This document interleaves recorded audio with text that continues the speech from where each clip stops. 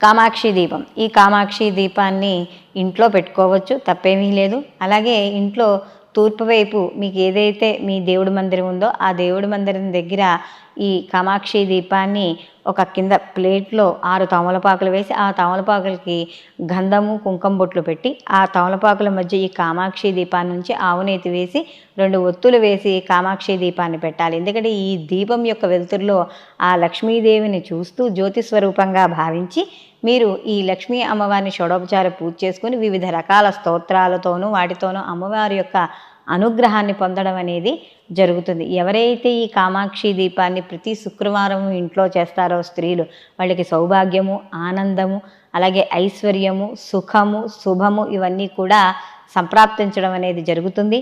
ఆ యొక్క కామాక్షి దేవి అంటే లక్ష్మీ స్వరూపమే కాబట్టి ఆ కామాక్షి అమ్మవారి యొక్క అనుగ్రహం కూడా సంపూర్ణంగా కలగడం అనేది జరుగుతుంది.